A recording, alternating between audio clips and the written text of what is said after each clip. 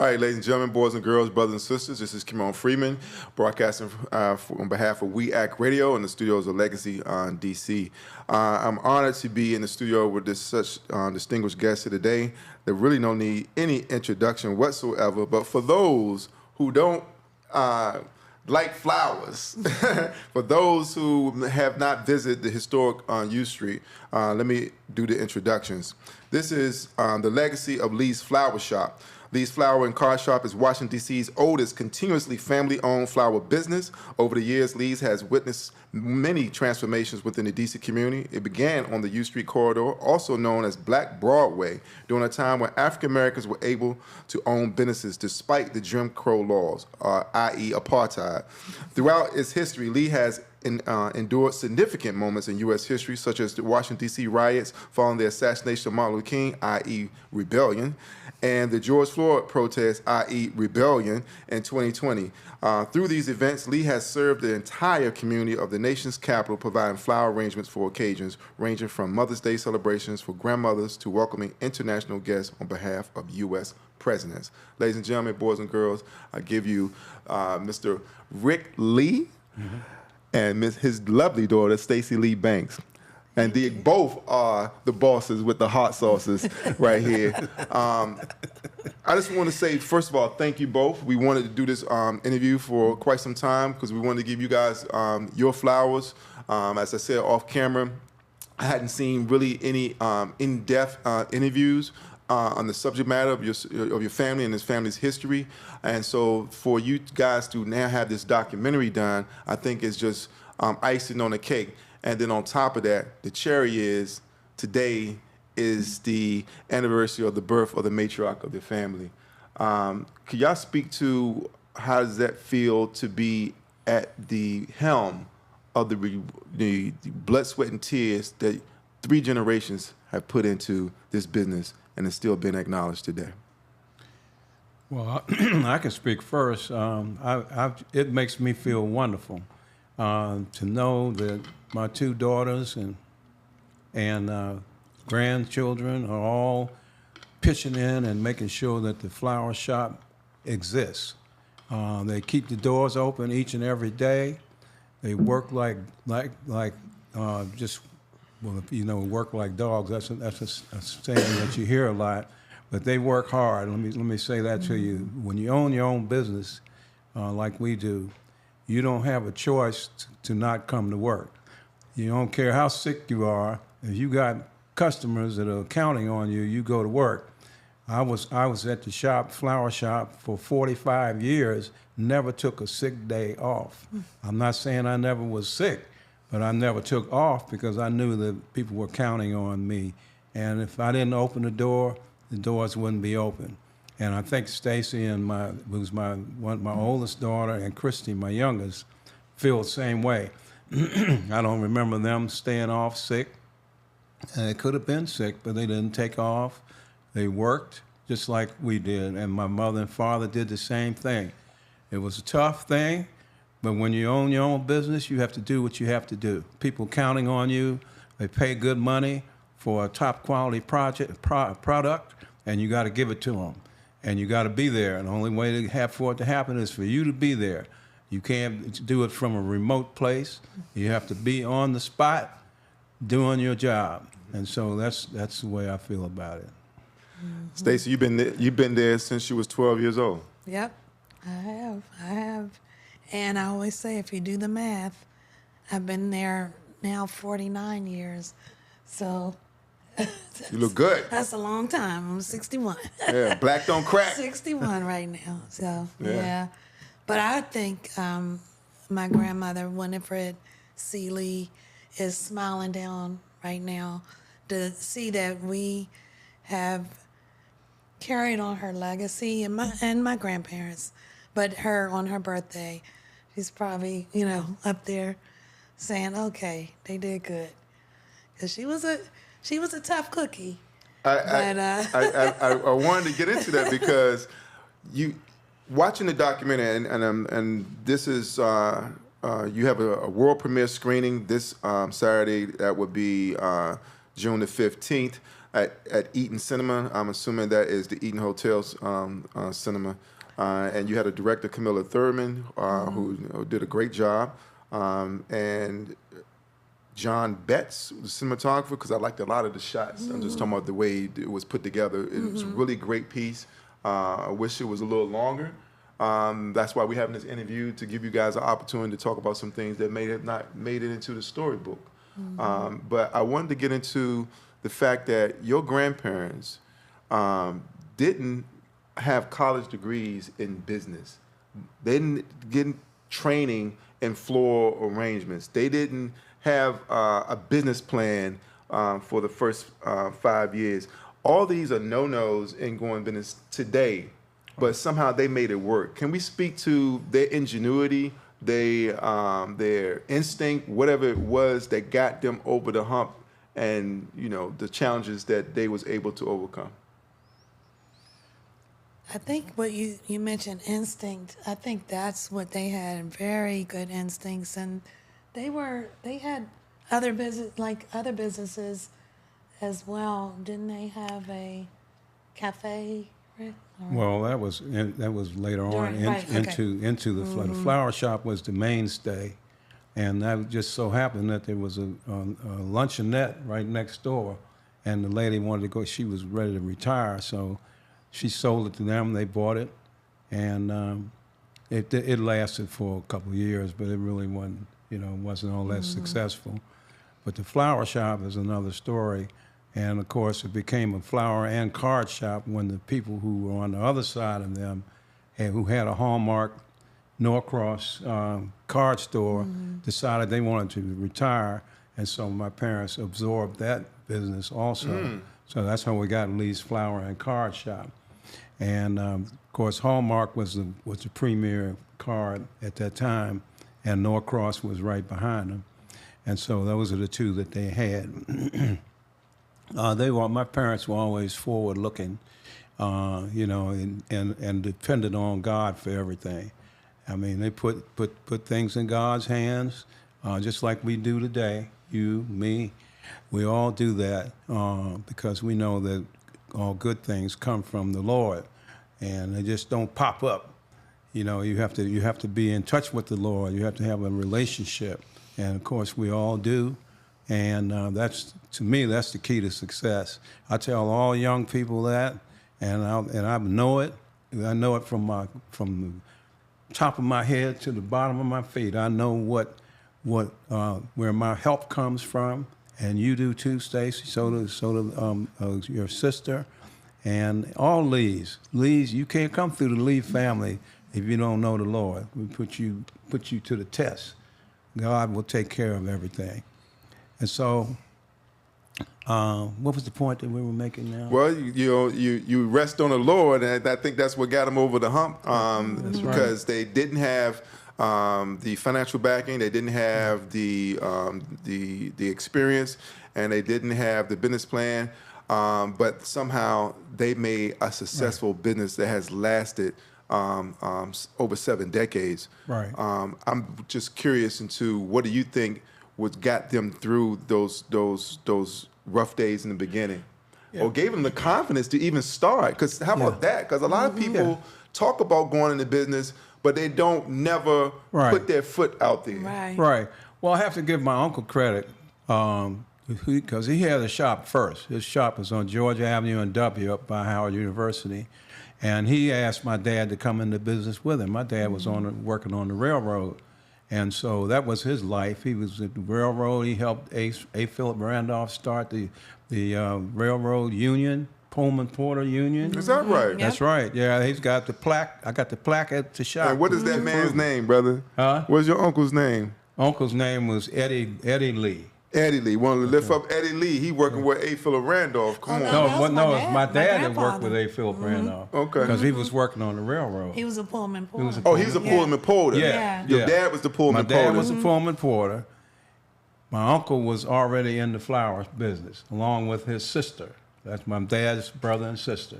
Okay. And my dad worked on the railroad for 17 years. He was a Pullman porter. And like I said, he helped A. Philip Randolph start the union.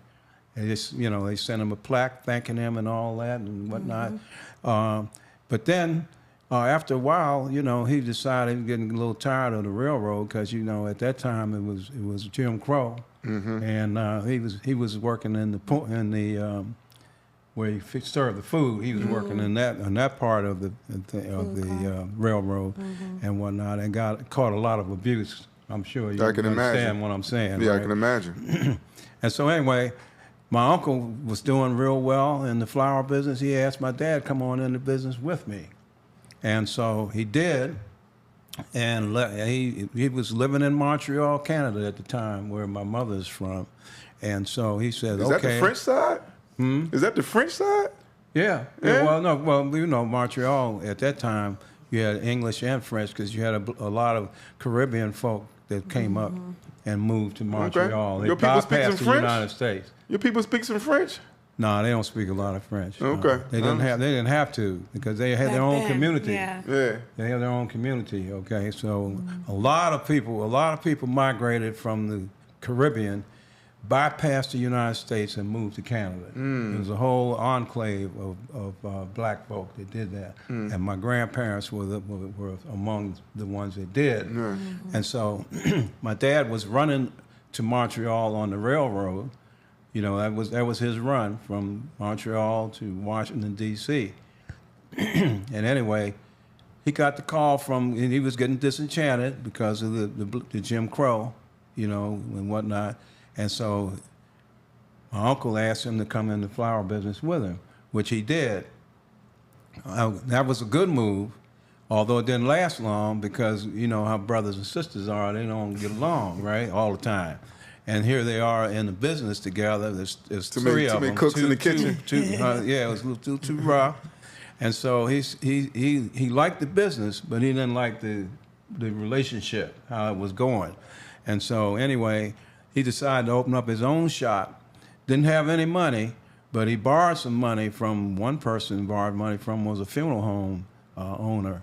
Owned Fraser's Funeral Home. He loaned him $100, and he probably got some money for some other people. Loaned him money, and he opened his own shop on U Street.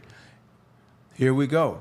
We've been on U Street since 1945, and that's almost 80 years. I think next year will be our 80th year.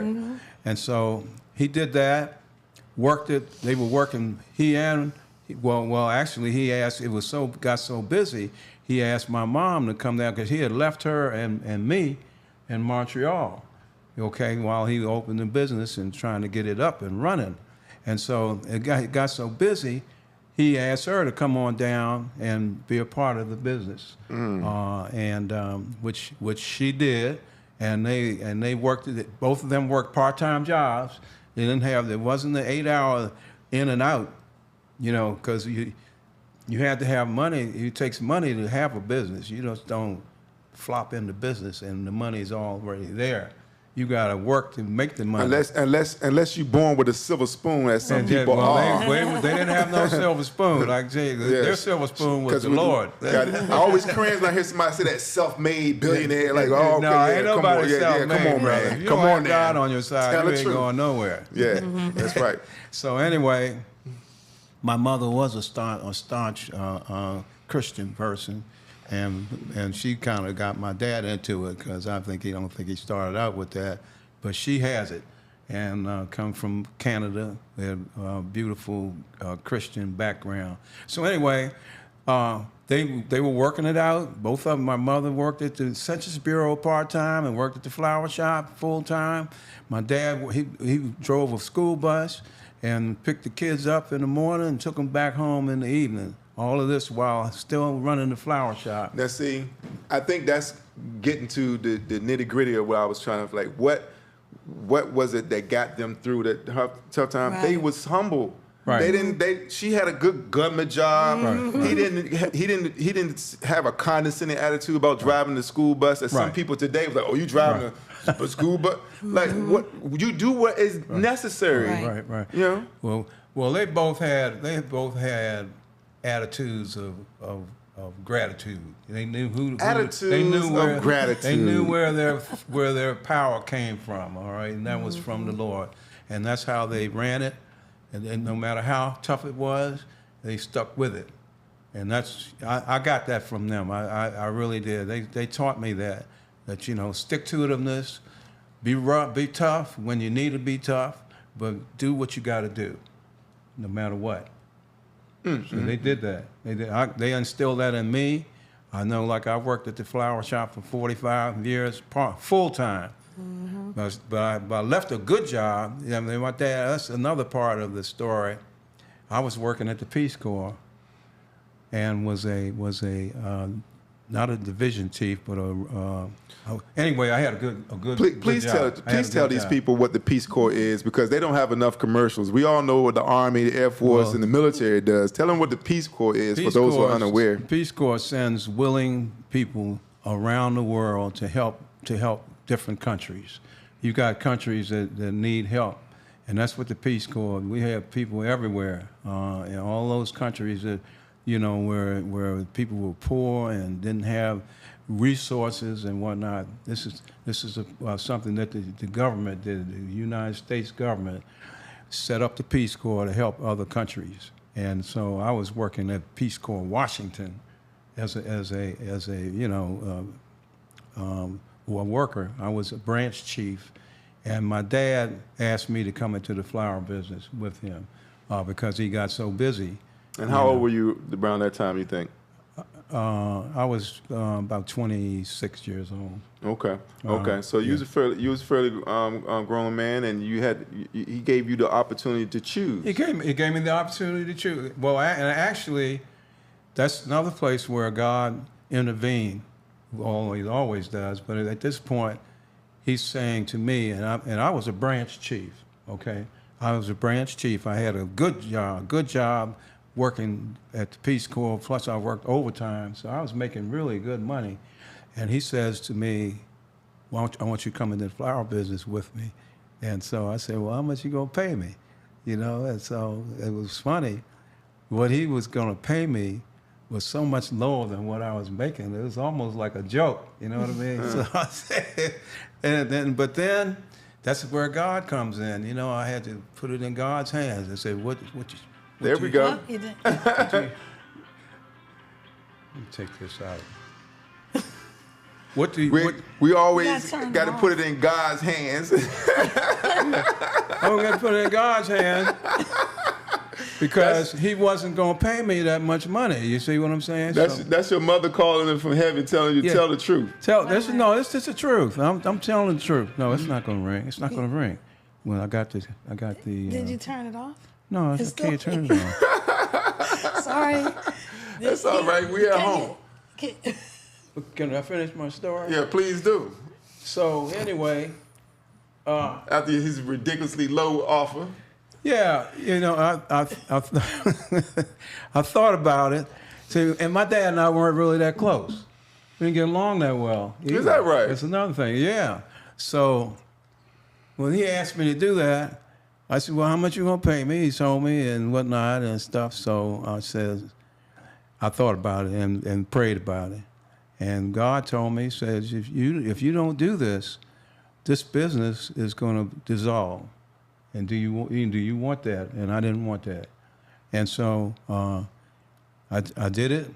And I had a part-time job. I had 2 part-time jobs, matter of fact, trying to make the same money I was making at the Peace Corps. So I'm working the flower shop full-time, 2 part-time jobs, and it all came together. It worked, you know what I mean? And so I'm glad I did. Sometimes you have to sacrifice things in order to achieve bigger things. And that's what that taught me. And I'll never forget it. You know, this is the experience, and I give God all the glory for that, you know. So one pivotal moment was, as we say in D.C., my man $100 in a one-track mind. Shout out to Stinky Dink. That $100 from the funeral home, and then you making that decision, right, to prevent the business from dissolving, right. And I don't think your father. Correct me if I'm wrong. I don't think your father put it to you that way. You came to that conclusion yourself. Yeah, no, he. The reason he got that thought was from a retreat that he went to, and they were talking about succession in business, how to keep your business alive by bringing in children, grandchildren, that kind of thing. And so that really moved him to invite me in and whatnot. So that was a pivotal moment for him too, because he's saying, well, and he and I didn't get along that well. So he's saying, okay, put that to the side and let's make this thing work.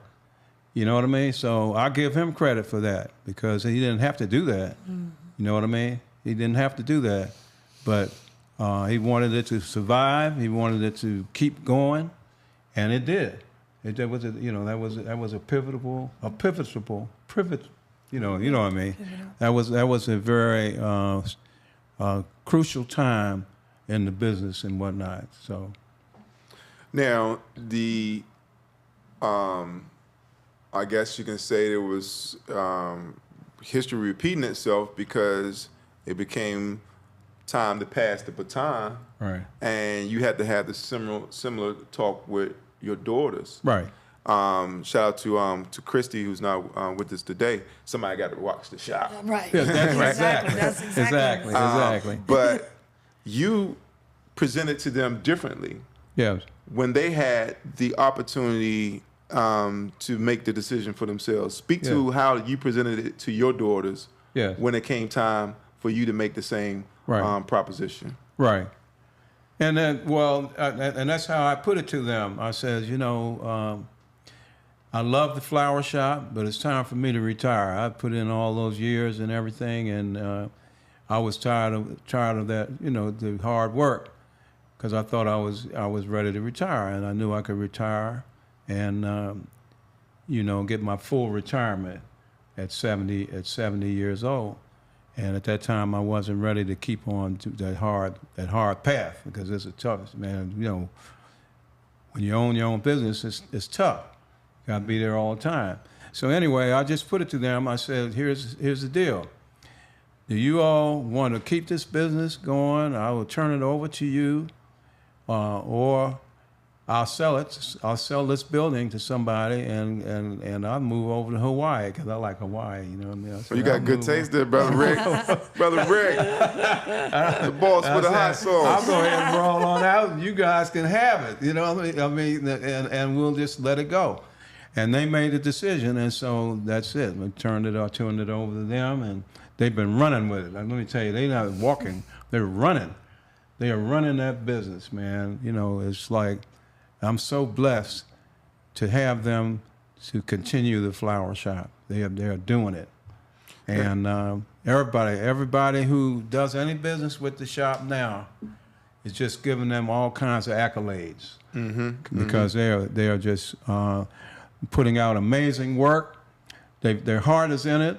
See, when your heart and soul is in something, it turns out good. And that's what's going on. I think you guys are in a great working environment, because being surrounded with flowers, I think that's what is probably one of the secrets to you guys' longevity, and both of you looking so good. Right. Because it's kind of hard to be in a bad mood surrounded by beautiful flowers. I mean, like, it really is. I love coming to the shop. I love coming to the shop, especially the renovations that I did. Oh my goodness! So, but Stacey, how did you come to your decision, or you and your sister Christy come to the decision to take over the business? I know you didn't arrive at it lightly. Well, it wasn't a decision for me. It was just, I knew that's what I wanted to do. When I went to Howard for business. I knew when everybody else was interviewing with IBM and Xerox, and I didn't have to interview because I knew where I was going when I left Howard. But I just truly love the business. My grandmother taught me the design aspect of it, as well as the business. And like I say, even though she wasn't formally educated, she was the smartest woman I knew in business. How about that? Yeah, I mean, when you mention instincts, that must have been her superpower, is having an instinct on running a business. And I just remember her, she would not pay herself if she couldn't pay her vendors or her staff. So, just learning everything from her. Pay your people first. Yeah, pay your people, pay your, and also to treat everyone with respect. Everyone from your vendors to your anybody who walks through the door. I thought I was special. I got all this love. Every time I come and leave the fly shop, and then you see until the next customer walk in, then you see they get the same four-star treatment. No. We give you special treatment. But that is a beautiful thing. But Yeah. so that's where that came from. How long do you think it took you to arrive at your decision? It didn't take long. At first I was saying, do I want to be a dentist? And then I wasn't that good in science. So I said, let me just try to, I didn't know where it was going to go, but I really enjoy, what we're doing. So when my dad asked us to make a decision, I was like, I would like to keep it going. I'm so glad you both. No brainer, right? Yeah, I couldn't think of anything else I wanted to do. I'm so grateful that you both arrived at that decision. Me too. Because it's we here at Legacy Studios, and you guys have preserved the legacy. Amen. And I think that is commendable. I think is something that other people could look to strive for. Like, what are their legacies going to be? You know, don't sell grandma's house. How about that? Why don't you hold on to what our people have worked for? Amen. And so go right ahead. It's an open I conversation. just want to say that that's another thing that my dad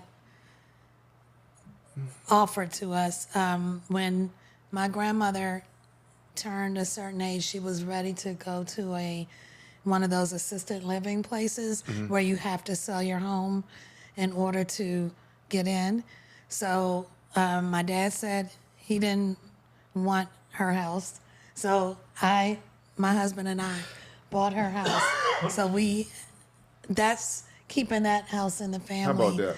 And so that was a smart decision as well, for us to keep that house in the family in DC. And so that I nudged them into that too. Oh. Because they lived down Fort Washington, man, and all their activities were in Washington D.C. Yeah. So now look at the traffic down there now. It was bad then. Yeah. It's worse now. Oh yeah, Yeah. you going out there every day? Oh my God. Every day, going back and forth and stuff. So. Now you got a house. What are you? Are you west of 16th Street, young lady? a little bit. I'm an AU Park. That's a nice Yeah. house, man. She's in the high rent district. Yeah. All right, the yeah. Jeffersons. Now, I wanted to get some backstory here.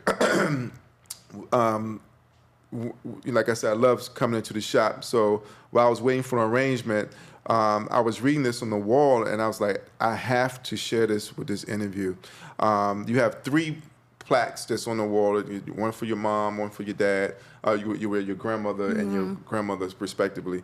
But this talks about how the business was acquired, the building was acquired, because in the documentary, you made the statement that had they not purchased the building, then you wouldn't still be there. That's right. All right, so I want to have a conversation about that, but let me first share what so many people see when they come into the shop. 1026 U Street Northwest was constructed as a 5-cent theater in 1909. Showing both movies and vaudeville-type performances. It was called the Maceo, and it welcomed people of all races to sit wherever they choose. Good energy right there. In addition to the theater, it included a storeroom and 6 apartments and an office suite. In 1910, the Elks Morning Star Lodge, number 40, had its offices there. The theater didn't last long, and the Union Realty Company moved in. They specialize in finding housing for African Americans in a time of race-restrictive covenants and racial zoning for rent or purchase, something we do desperately still need today. You're right. And in 1945, Lee's Flower Cart opened its doors at the historic location. It was founded, of course, by Mr. William P. and Winfred Lee. The Lee family purchased the building in 1968 during the Washington riots. Now, they have owned this business since that time. How did that come about for the purchase of the business? And I'm assuming that the riots, i.e. rebellions, had something to do to persuade the then owner to sell the property at that time. Please respond. Right. Now, prior to buying that building, they were in the 900 block of U Street. In the 928, a little small shop, and that's when the little restaurant was right next door. Anyway, then they found that they needed more space, so they moved a couple of doors down to the Murray building, Murray Brothers Printing Company, which was at one time the oldest black printing company in the country. Anyway, then they needed more space, and when they bought the card shop, the people, Johnson family, decided that they wanted to retire, so we bought the card business from them, and that's when they needed more space, and they found out about the building at 1026 U Street being for sale. It was a lot of different things. You name one thing, it was 2 or 3 other things before, they put it up for sale. It was Wall Farms, tailor shop, but anyway, long story short, my parents, when they found out that building was for sale, they jumped right on it and made it happen. It wasn't easy. I have to mention the Industrial Bank, because we've always had a wonderful relationship with the Mitchell family that owns Industrial Bank, and that's how we could finance that building. My parents jumped on that, and the rest is history. I mean, that was a good move. And the 3 businesses that own their own buildings are the 3 businesses that still survive. Industrial Bank is one, and Ben's Chili Bowl is the other one. You know what I mean? So that was a pivotal thing to be able to do that, and that was just before the riots. We didn't know they were going to have riots, but just before the riots, that same year, is when they bought that building, went to settlement on it, and so that was God again. God's always been in the mix. You know what I mean? Good things happen when you know the Lord, right? And that's what they prayed on that. I remember when they were praying on it. Let's see, can we afford this building? Wasn't easy, man. You know what I mean? So to go from renting to buying a building, which they were able to do by the grace of God. Go ahead, Stacey. No, I was going to say, in the building cost a whopping $75,000. So, and they put down $5,000. Right. And I mean, I think back then that was a lot of money. It was a lot of money, no question.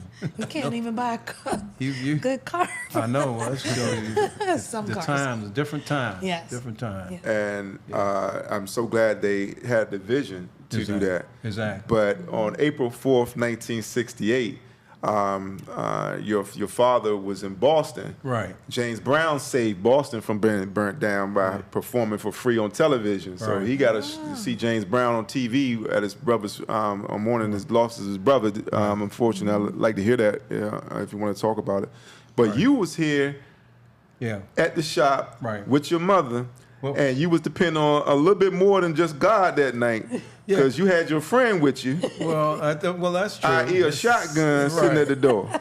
That's that's a funny story too, because I was working at the Peace Corps then. The man from the Peace Corps with the shotgun, trying to keep the peace. Hey, you got to take care of your mama, right? That's right. That's right. All black people take care of their mama. That's right. Anyway, as we honor her today on the anniversary of her birth today. Yes, exactly. She and I sat up there, man, with that shotgun and put Soul Brother on the window, and we were sitting at the front door. Just okay, let them come. It was traumatic. Now, let me tell you. People running up and down the street and fire everywhere, and that was traumatic. Yeah.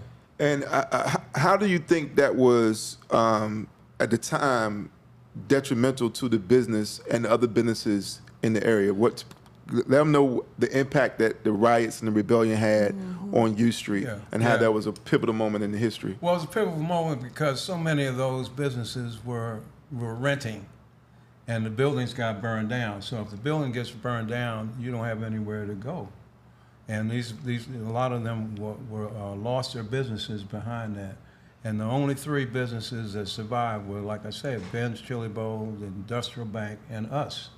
Fortunately, so that was a tough thing, man. It was tough, and it changed the whole neighborhood, because that neighborhood was a wonderful, friendly, black neighborhood where everybody knew everybody. Everybody spoke okay to everybody. On Sunday, everybody dress up and go to church. All those churches are just about gone now. They were all those black churches, Lincoln Temple, and all those churches, black churches, are now gone. But it was a beautiful, close-knit neighborhood, so just want to point that out. But yeah, that night we sat up there, man, and hey, let them come on through. If they came through that front door, they were gonna get blown away. It's gonna be a different type of greeting from Lee's Flower Shop. Okay, so we're talking about the cycles here, because you see the repetitiveness of history, right. The decisions you had to make to salvage the business, and then the obstacle with the riots at your front door, and then Stacy had to make that decision to continue the legacy. She did. And then she had a similar situation. I don't think you had a shotgun at the door, but you had a similar situation with the George Floyd riots. And so speak to that and how you came to the decision to address it. So Christy and I had to make the decision on whether to board up, because all the businesses around us were boarding up because of they didn't know what was going to happen. And we heard about one black business on U Street that had gotten raided, or not raided, ransacked, and they had eyeglasses, and they took eyeglasses. It wasn't me. Yeah, no, but shout out to June Mines. Yeah, oh, love her. These are from her too. Too. Yeah, these eyes are mine. These eyes are mine. But so Chrissy was like, well, why don't we just do what our dad did? We just put Soul Brother on the window and not board up. And so we didn't. And then we got an offer from a company to do a art installation on our window, and it was Black Lives Matter, made out of little origami. Oh, wow. Paper birds, and they put up. It must have been hundreds or thousands of birds, but they formed it into Black Lives Matter, and then they put green grass. Like I remember that. Yeah, I remember that. And so they offered that and we were like, "Are you sure?" And that's what they did. It was a big company, Design Foundry, and they came and helped our small business by putting that installation in, and it was there for a long time. And that was our answer that was our window display. That was a beautiful display, and I'm ashamed I don't have a picture of that because I took pictures of it on an older phone, and I should have posted it now and think about it. You got any copies We have of it. it? I'll get you. Yeah, I just remember that was beautiful. That, but it was really, and it was meaningful because you wouldn't know it was little origami unless you got close to it. Shop. But I remember they were painstakingly putting those things on. And they had the stencil and the Black Lives Matter, and they put it around it. So. All right, so now we got some of the background and some of the things that was instrumental and pivotal to the legacy of the story. But your business is based upon flowers. You said in the documentary that you believe that flowers is a gift from God. Yes. but you, at the same time, you acknowledge that, you know, flower shops go out of business all the time, and people can buy flowers anywhere in the grocery store. You know, I think most ladies will frown on you when you buy the flowers from the grocery store. But what do you think is special and unique about the product of Lee's Flowers, and the things that you have brought to this business? Because I think it's a personal touch, you know, because when I come to buy flowers, you ask me, well, who's it for? And, well, you know, everybody business. You know, who don't make, Like bartenders. you know, who's breaking up, who's making up, you know, who's died, who was born, you know, all, you get, when you buy flowers, it's a story. It's a reason, it's a meaning behind it. I think that personal connection is perhaps what keeps people coming back. But you speak to, what do you think is so unique about the flowers at Lee's Flower Shop? Well, that's it. That the personal connection, that relationship building. Our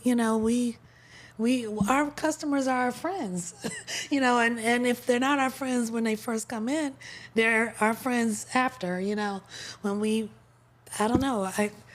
I think I met you when you were doing a installation, The Great Day on U Street. Oh, when we took the photo? The photo. That's when I first met you. And, you know, ever since then, we've been like friends. And so it's I had to do that to get my picture up on the wall in Dance Chili Bowl. The only way I could do it was to get everybody to join me. We still have that picture. It is prominently in our office because that was a great day on U Street. Yes. And you had brought all these artists together. And so, I don't know. I guess it's just that. I don't know. I can't. I like that. It's something. Secret When sauce. your documentary opens, it's one of your longest patrons telling her story. Cynthia Harrell. Okay, and she ends it by saying, "If you gonna get me some flowers, you can't get it from Lee's. Don't get me none." That's Sure does. That's how I feel. Like I except for a couple times buying it from the little ladies on the street, Yeah. you know, here and there. I might do that because it's going to support local business. But I would never buy flowers from anybody at Lee's Flower Shop. Like, why would I do that? Right. Bless you, man. Bless you. You know, Right. that's all right. That's it. Well, we all right. appreciate you, and we, you know, we appreciate all our customers. And, I'll tell you one other instance. Let me just inject something? Absolutely. Another thing that showed us how good the neighborhoods neighbors felt about us was when they had the subway construction. They tore the whole street up, had no regard for the businesses, and a lot of people lost their business behind that. Okay, because it was torn up for a long time, maybe a year or something like that. And the people who were doing the work were from West Virginia, and they had no regard for the businesses that were trying to survive down there. And you couldn't drive down U Street, couldn't walk down there. Okay, fortunately, that's the way it was. See, now how you gonna have customers? Look, my man, quick draw to yes, McGraw. Yes, good. That's it right there. That's it. That's unbelievable. And it was that way for years. It was for Couple years. at least 3 years, and we had to raise Cain. Those guys were from West Virginia, had no regard for us people getting to come in and out of the flower shop, and so I got so fired up that I just threatened a couple of them. You know what I mean? And then also after I did that, then the city, whoever was mayor, I forget who was mayor at the time, put Walter Fauntroy's brother, Bill Fauntroy, in charge of relations between the people that were doing the work and us, okay? And then they took the fence down and made an opportunity. After we did that, they made an opportunity for people to come and go. And fortunately, one of the things that made our customers, good, solid customers, stayed with us, even though they couldn't come to the shop. They did call us on the phone, and we could make deliveries because we'd go around the corner to 11th Street where the trucks were, and we could still deliver. But if it wasn't for Bill Fauntroy at that time, for being the liaison man between those West Virginia white guys who was so adamant about tearing up the street and could care less about the businesses. We were the only ones that survived, man. Us, the bank, and again, Ben's Chili Bowl and a shoe shine guy that had a shoe shine parlor. We were the only ones that survived that subway construction. Yeah, I remember that. I remember hearing old heads talk about, oh, you wait after they bring the subway here, is all the black folks gonna be pushed out and the white folks come in. You just watch and see. Well, that's what happened. And that's what people did. They watched and see. I'm Right. like, why there was no forethought put into this? It seemed like too much of a deliberate plan in terms of displacement.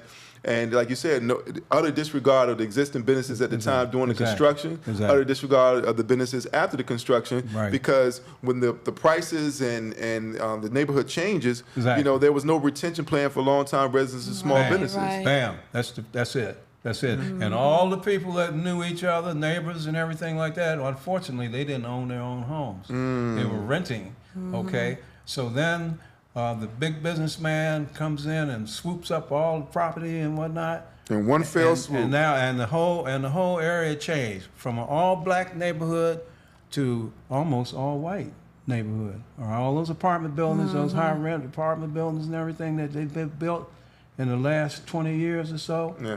All white folks. Yeah, my grandfather had an apartment on 12th and Rhode Island. My grandfather had an apartment on 12th and Rhode Island.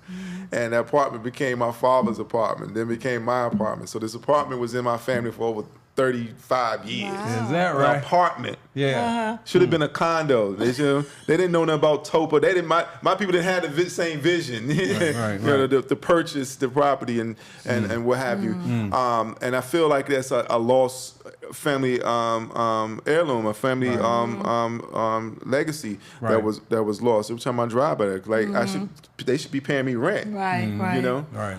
But you guys was able to sidestep that. That's why this is a success story that cannot be looked at lightly, because despite of all those things, 3 businesses survived. You're one of 3 businesses that survived. And that means the world to a lot of us. Give God the glory. Yes. The inspiration. Now, so that's the accolades. Now, before we go, we have to tell what was the biggest obstacle that almost derailed everything, and how were you able to overcome that? Was that biggest obstacle for you the U Street construction, or is there something else that tripped up the business and could have derailed this train? Drugs. Tell it. The guys that were on this, here's another time when I probably almost got killed because they were selling drugs on the corner of 11th and U Street. And right in front of the shop? Right in front of the shop. And every time I see them, I call the police. Every time the police get there, they're gone because they got the police radios and whatnot. They evidently had the radios. They knew when the police were coming. So I did that every day, 3-4 times a day. You know, anytime they come up there, I call the police, and the police would get on the radio, I guess, or whatever they did, and they would go. And we had to do that. That took about a year to clear all that up. You know what I mean? See, nobody wants to go on a street to do business when you got people selling drugs on the corner and everything. You know what I mean? So they moved on around to 14th Street now. And after that, so. But they even had remember the payphones? They would ring. They would give people the number, and that would be the way they would get in touch with them. And it was connected to our building. Yeah. Remember the payphone? Yeah. And then they right, and we made them get rid of that payphone. And then they tried to put another phone up. Some younger people like payphone. What they is that? don't know about that. They would not know. Yeah, there was actually a public phone. Yes. That you put a nickel in.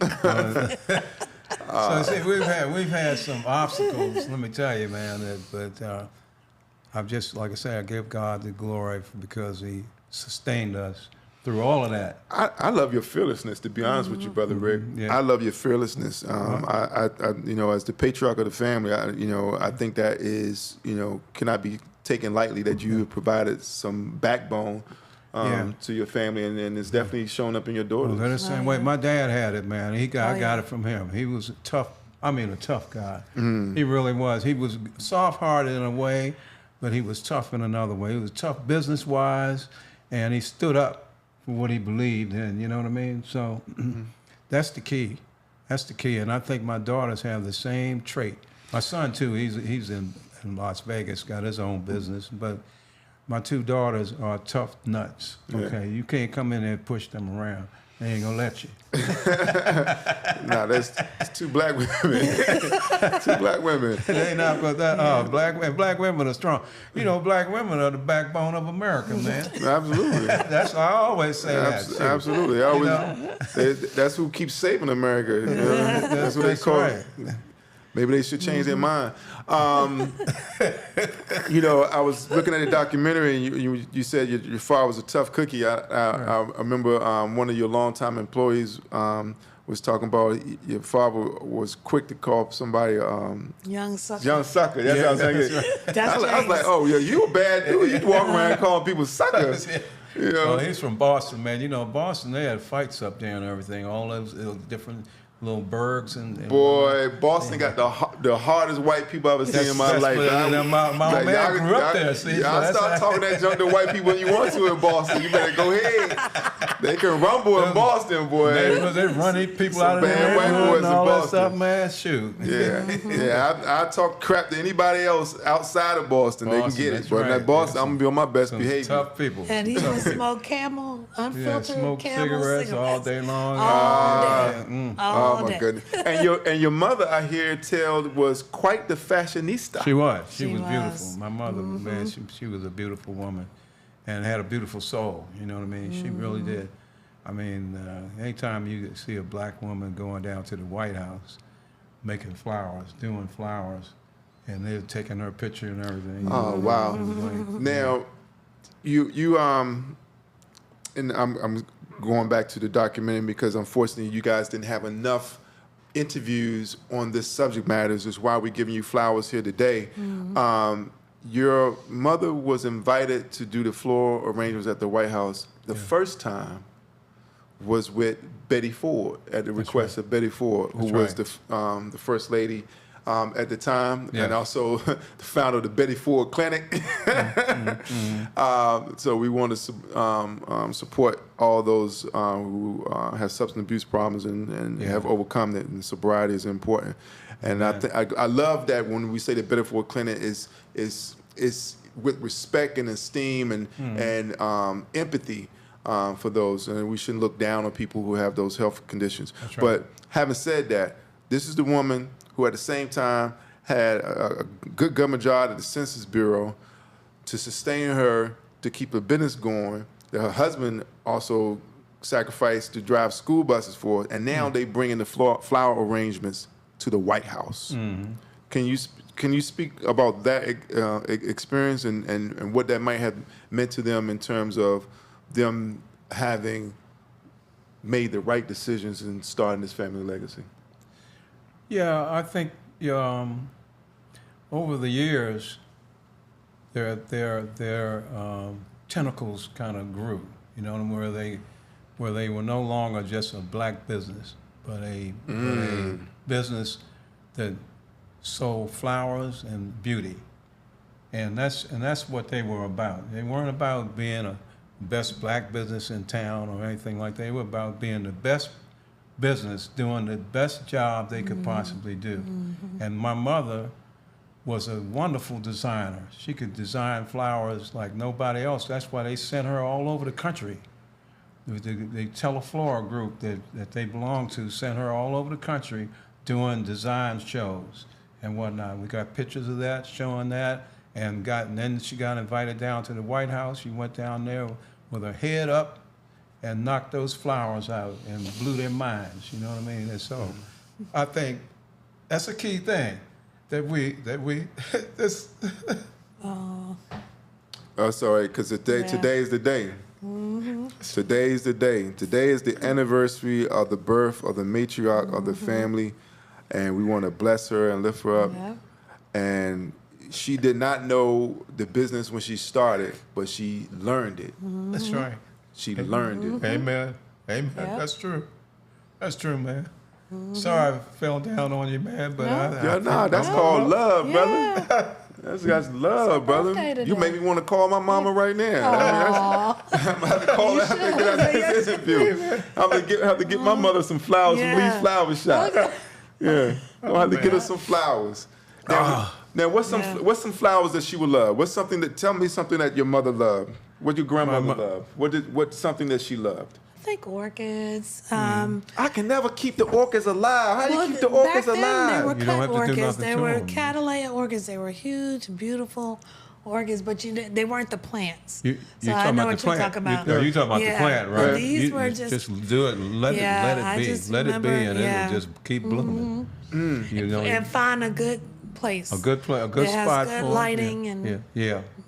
because they're native of Africa. Oh, is that right? I did not know this. yeah. I'm learning so much from Lee's Flower Shop. You know, people have died retrieving orchids because they grow in rocky places. Right, and right, bridges. yeah. You know, you might prick your finger off a rose.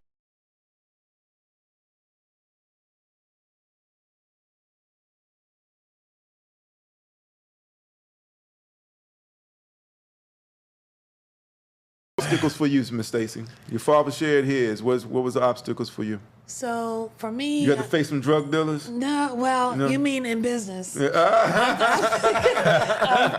a 2-time cancer survivor, so I've had thyroid cancer and breast cancer. Oh, Those bless are you. obstacles in Bless you. themselves. Yeah, Bless you. And when he says, I did not know, Stacey. I did not know. oh, You were well. 1998 was the thyroid cancer, 2011 breast cancer, but survived that. But I think I remember. So this is not your natural sweet raspy voice? Yeah, no, it's Okay, not. They okay. actually, my vocal cord was nerve was cut, but yeah, that's not my voice. But 2008, I remember saying, "Do we want to keep doing this?" Because that was, a recession, and we were struggling to pay bills and do all that. And I remember us coming together, me, you do you remember that? And Prayer. yeah, and we just, I was like, I don't know if we're gonna make it. And then I think when Obama got elected, that's when we came. That was a stimulus That package. was a stimulus for us, and that made us keep on going, and we're still here. Did Obama ever make it to the flower shop? No, he made it to Ben's Chili Bowl. Yeah, made it to Ben's Chili Bowl. He should have I bet stopped we at were Industrial trying to- Bank we were trying to and get him Lee's in Flower there. Shop. We Didn't were his trying to get mother-in-law him come in the flower shop when she went to the Well, hairdresser? she went to the hairdresser across the street, so I went over there to her. Oh, you went over Okay. I there. took You her made a some delivery. flowers. Gave Yeah, her some I mean, flowers. You made a Right, yeah, delivery. but I mean,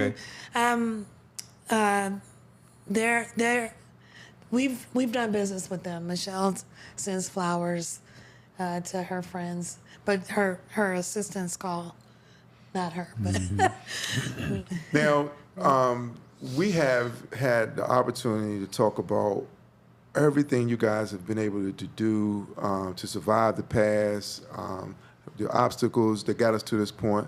Where do you see Lee's Flower Shop going forward in the future?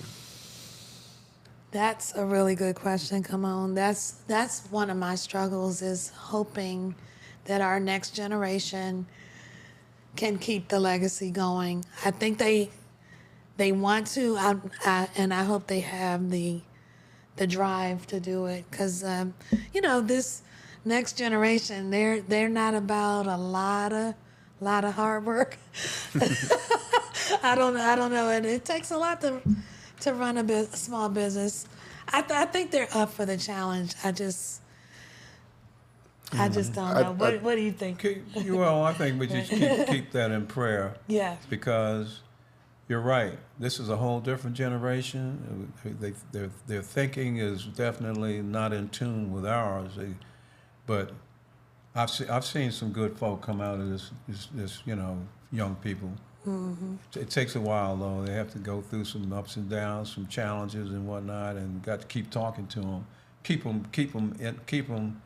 You know, they may not be in big parts of the picture, but keep them in there. You know, and you've been doing that. You guys, and don't forget to tell our friend here about the overseas.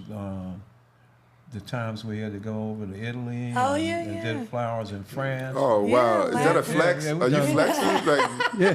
No, I Okay. mean, No, we did last year. We I did a thought you was wedding. about to say, don't forget about your other location in Union Oh yeah, Station. no, that'd be nice. Hey, And that'd the be second nice. anniversary, That- because now that's- that you guys that's have another thing. franchises, Yeah, but that'd be hip. but That'd be very hip. We do what have happened that satellite shop at Union Station that is a good training ground for my daughter actually. At one was time, running Union that. Station had more traffic than any building It in did. the city. It did. I don't know if it's rebounded since the pandemic. It's starting to. It's starting yeah. to. But I see. Here's that cycle again. You was able to purchase the building during the riots, but you was offered that space in your station because of the result of the pandemic. Right. Right. And So it's it like was a sometimes ghost town crisis when we creates first- opportunities, and you have to be there and be ready. And it's That's all right. about the right space, the right time. And And you're I'm glad right. you guys season the time. You're so right. You're so right. I'm glad you brought that up because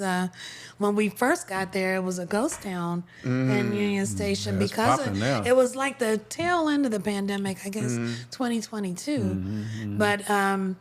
But now it's bustling. It's back. It's getting back every day. Yeah. But it's there are no kind of like anchor stores or national They will.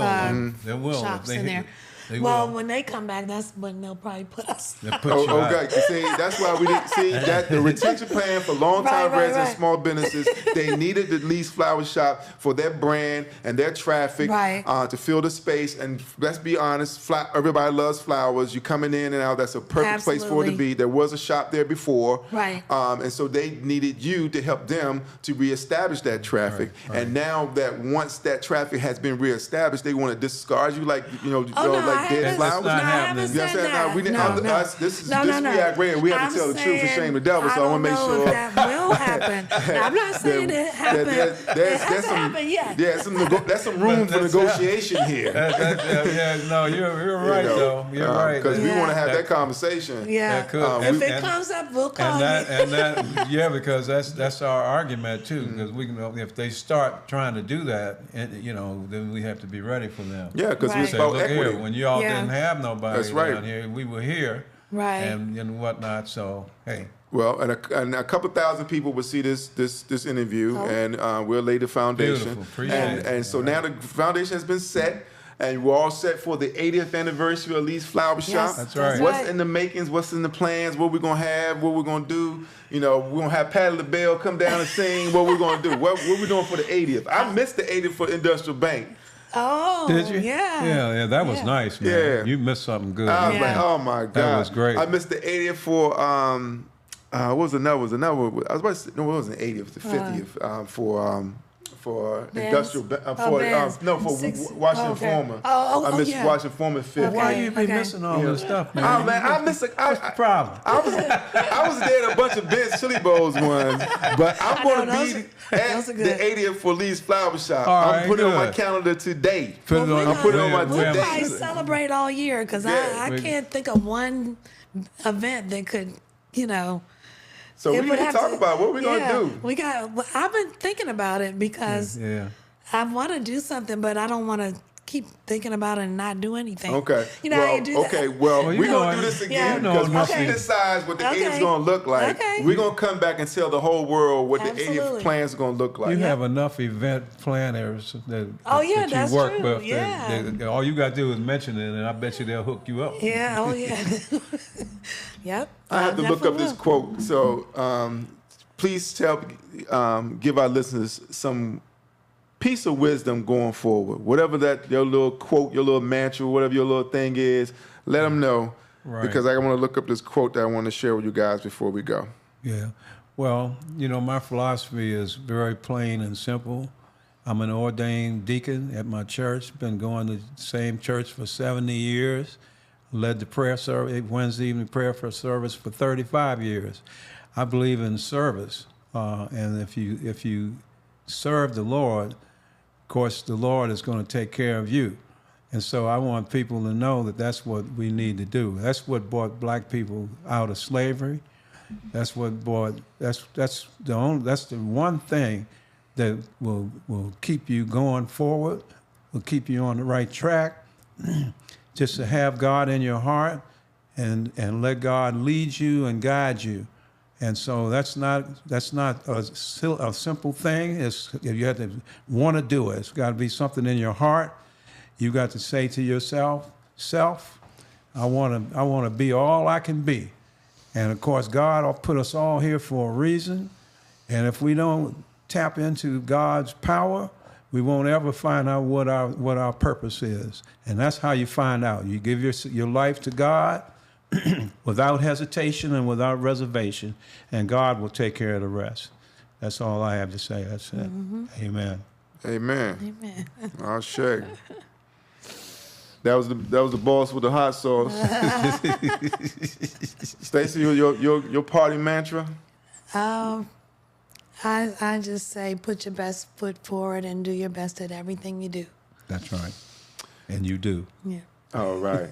I know you're so proud. I know that feeling must be this is a sweet bursting lady, through your right? chest to be so proud. She's a sweetie. And so I'm going to leave you guys with Pablo Neruda. He says, you can cut all the flowers, but you cannot keep spring from coming. Spring is here. Right. These flowers is here. It's not going nowhere. We're getting ready to celebrate your 80th anniversary. Right. I hope that the ancestors are smiling upon us.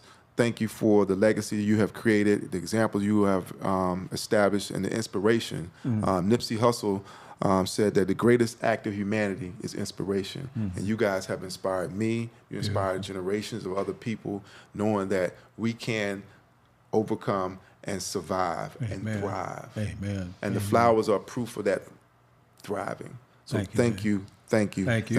And Thank come you. on, I want to thank you for the opportunity for us to come on and tell our story, because we, we kind of. Oh, that's important. It's It's important. not It's often you get an important opportunity to these give stories. flowers to florists. Yeah, how about that? And most of the movies, the florists are gangsters, but you guys are good people. So we wanted to give you all your flowers while you're here. We appreciate it. Thank you. Thank you so much. So this has been Lee's Flower Shop. This is a very special day because, again, it's the anniversary of the birth of the matriarch of the family. And you heard it here, how they was able to overcome the obstacles.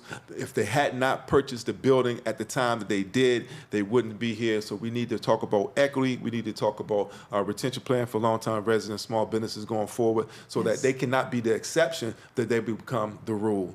All right? This is Come On Freeman, We Act Radio. See y'all at the 80th anniversary of Lee's Flower Shop. And when you get an opportunity, check out their very well-done documentary, The Legacy of Lee's Flower Shop. Thank you to Legacy DC. And this is We Act Radio, Come On Freeman, Angry Black Man in Therapy, and we out. All right. Thank you. Beautiful. Thank you, bro.